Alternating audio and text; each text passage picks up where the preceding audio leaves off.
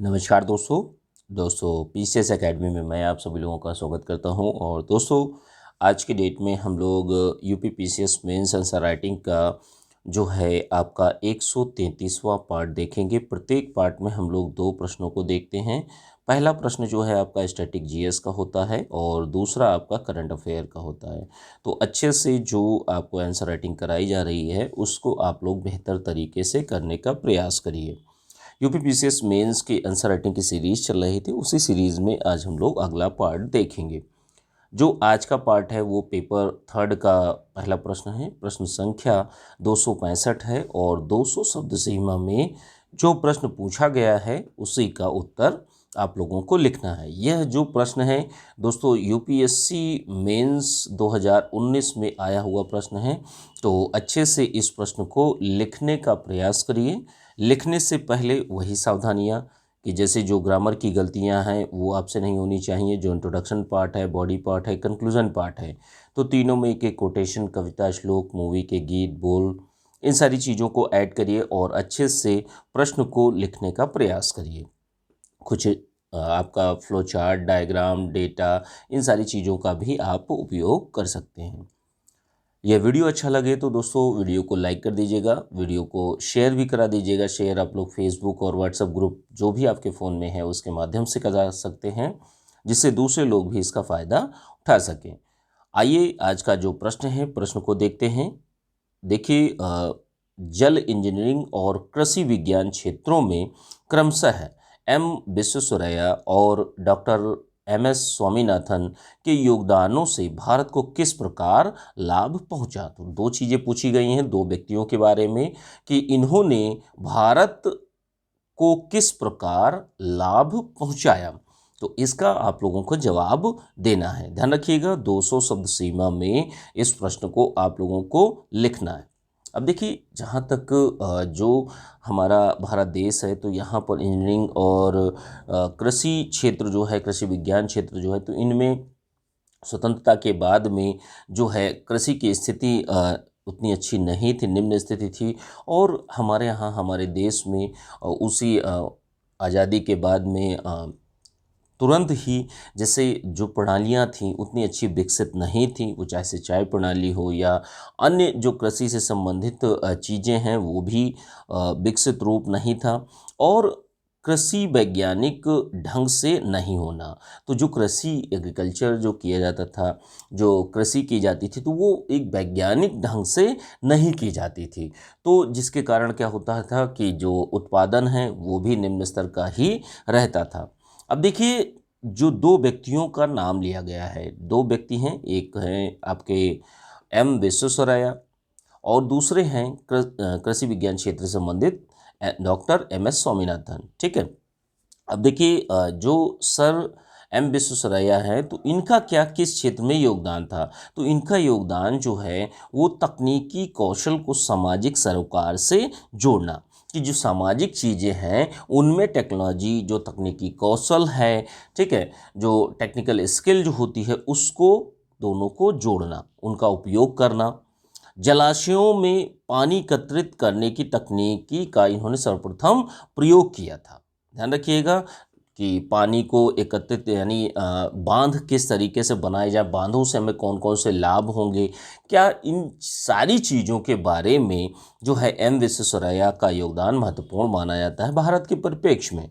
अब देखिए, जब जो जलाशयों में पानी एकत्रित करने की जो तकनीकी थी तो इसका प्रयोग इन्होंने सबसे पहली बार किया और इसके बाद में यूरोप और अन्य देशों में, इस विश्व के अन्य देशों में भी इसका प्रयोग होने लगा।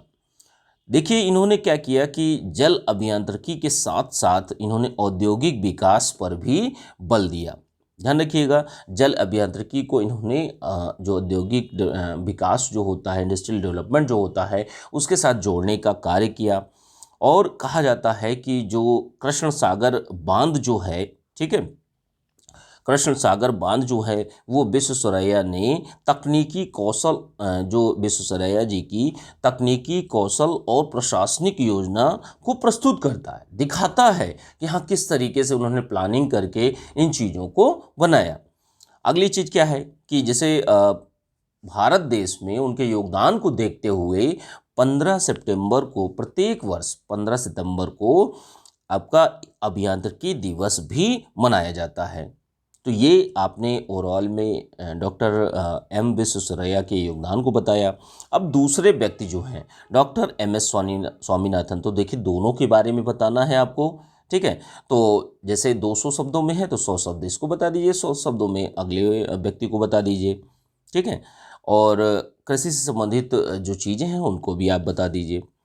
डॉक्टर एम एस स्वामीनाथन की बात कर लेते हैं। तो देखिए डॉक्टर एम एस स्वामीनाथन का योगदान जो है यह माना भी जाता है कि जैसे हरित क्रांति के भारत में अगुवा माने जाते हैं। ध्यान रखिएगा, हरित क्रांति के जो अगुवा हैं भारत में वो एम एस स्वामीनाथन माने जाते हैं। हरित क्रांति को लाने में, भारत में लाने में इनका महत्वपूर्ण स्थान माना जाता है। और 1996 में इन्होंने क्या किया था कि इन्होंने गेहूं के संकर बीज, सबसे पहली बात तो ये अनुवांशिक विशेषज्ञ थे, ठीक है, जो जेनेटिक इंजीनियरिंग होती है तो उसके यह एक्सपर्ट थे। और 1996 में इन्होंने गेहूं के संकर बीज का विकास किया था। उसी के माध्यम से हमारे यहाँ औद्योगिक क्रांति आती है, ठीक है। काफ़ी चीज़ें उन्होंने डेवलप की थी, लेकिन इन्होंने क्या उन्नत किस्म के बीजों का विकास किया और उसके विकास से हमारे यहाँ हरित क्रांति आई। और हरित क्रांति ने क्या किया कि भारत को 25 वर्षों के लिए, भारत देश को खाद्यान्न सुरक्षा में आत्मनिर्भर बनाया। खाद्य सुरक्षा की जहाँ तक बात की जाती है तो खाद्य सुरक्षा के क्षेत्र में यह विश्व नेता कहे जाते हैं, ठीक है। राष्ट्रीय किसान आयोग के ये भी अगुवा माने जाते हैं, ठीक है। जो कृषि क्रांति है, यह कृषि क्रांति आंदोलन के वैज्ञानिक नेता भी माने जाते हैं। इतना आप लोग ध्यान रखिएगा, ठीक है। अगली चीज़ क्या है, तो यहाँ कृषि क्रांति आंदोलन के वैज्ञानिक नेता भी माने जाते हैं। राष्ट्रीय किसान आयोग था, उसके भी अगुवा माने जाते हैं। तो हर तरीके से कृषि क्षेत्र में इन्होंने हर तरीके से चीज़ों को बेहतर करने का प्रयास किया। यह अनुवांशिक विशेषज्ञ भी थे, वैज्ञानिक भी थे, और इनको कृषि के पुनर्जागरण का जो पुनर्जागरण के प्रणेता हैं उनको इस तरीके से दिखाया जाता है, ठीक है। तो ये सारे के सारा कार्य जो है वो डॉक्टर एम एस स्वामीनाथन के द्वारा किया गया, ठीक है। तो इस तरीके से आप लोग बेहतर तरीके से 200 शब्द सीमा में इस प्रश्न को आप लोग लिखने का प्रयास करिए। अच्छे से चीज़ों को लिखते रहिए, ठीक है। और जो दो प्रश्न आप लोगों को दिए जा रहे हैं इनको आप डेली लिखने का प्रयास करिए। अच्छे से चीज़ों को कार्य करने का प्रयास करिए। और इसके पीडीएफ जो है आप लोगों को यूपी पीसीएस मेंस 2020 और 21 का जो ग्रुप चल रहे हैं तो उनमें आप लोगों को प्राप्त हो जाएगी। जो लोग भी ग्रुप ज्वाइन करना चाहते हैं ज्वाइन कर सकते हैं। 9140085178 पर आप लोग मैसेज करके जानकारी प्राप्त कर सकते हैं, ठीक है। आइए हम लोग दूसरे प्रश्न में देखते हैं। दूसरा प्रश्न जो है वो आपका करंट अफेयर का प्रश्न है। प्रश्न संख्या 266 है और 125 शब्दों में इस प्रश्न को आप लोगों को बहुत अच्छी तरीके से लिखना है। आइए प्रश्न को देखते हैं। प्रश्न क्या है, प्रश्न है आंगनवाड़ी कर्मचारियों के बारे में बताइए तथा उनके सामने उत्पन्न होने वाली समस्याओं की विवेचना कीजिए।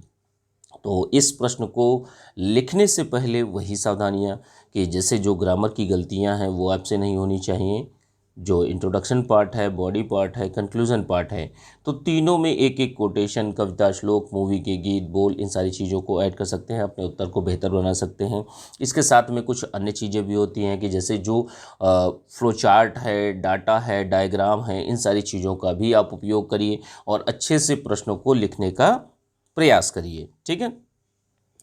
जो प्रश्न है, प्रश्न को बहुत अच्छी तरीके से लिखने का प्रयास करिए। 125 शब्दों में आप लोगों को लिखना है। आंगनवाड़ी कर्मचारियों के बारे में बताइए तथा इनके सामने उत्पन्न होने वाली समस्याओं की विवेचना कीजिए। तो देखिए आंगनवाड़ी कर्मचारी क्या होते हैं, तो एक योजना आई थी एकीकृत बाल विकास सेवा, ठीक है। तो इसके लिए इसके क्रियान्वयन के लिए मानदेय पर कर्मचारी रखे जाते हैं अस्थायी तौर पर। और इनका कार्य क्या होता है, कार्य होता है कि बच्चों, लड़कियों, महिलाओं की बेहतर देखभाल करना, ठीक है। उनके लिए टीकाकरण का कार्य, उनका संरक्षण करना, समुदाय के स्तर पर चीज़ों को देखना, ठीक है। तो ये कार्य इनके द्वारा किए जाते हैं। और क्या होता है कि जैसे इन्हें मासिक भुगतान दिया जाता है। ध्यान रखिएगा, जो मासिक भुगतान दिया जाता है तो उसका निर्धारण जो है वो सरकार समय समय पर करती है, ठीक है। तो सरकार यहाँ पर उन्हें मासिक भुगतान करती है और समय समय पर उनके जो वेतन है उसका भी निर्धारण करती है। कई ऐसी चीज़ें होती हैं कि जैसे राज्य और केंद्र शासित प्रदेशों में अपने संसाधनों में से राज्य सरकारें जो है, केंद्र शासित प्रदेश जो हैं, आर्थिक प्रोत्साहन देते हैं। ठीक है, तो इस तरीके से आंगनवाड़ी कर्मचारियों के बारे में है। अब अगली चीज़ क्या है कि आंगनवाड़ी कर्मचारियों की प्रमुख समस्याओं को देख लेते हैं। तो अब एक एक करके चीज़ों को हम लोग देखेंगे। देखिए, सबसे पहले ये एक चीज़ है, पहली बात कि इनको अपर्याप्त तो मानदेय दिया जाता है, मतलब इनकी सैलरी जो है वो काफ़ी कम होती है। तो अब सोच कर देखिए कि उनका काम ज़्यादा और उनकी सैलरी कम, तो ऐसी स्थितियों में इनकी स्थिति अच्छी नहीं होती। इनके सामाजिक सुरक्षा का लाभ भी नहीं मिलता। सामाजिक सुरक्षा का अर्थ यह है कि इनकी जो नौकरी होती है वो अस्थायी तौर की होती है, स्थायी तौर पे नहीं होती है, ध्यान रखिएगा। ये परमानेंट नहीं होते हैं, टेम्परेरी बेसिस पे होते हैं।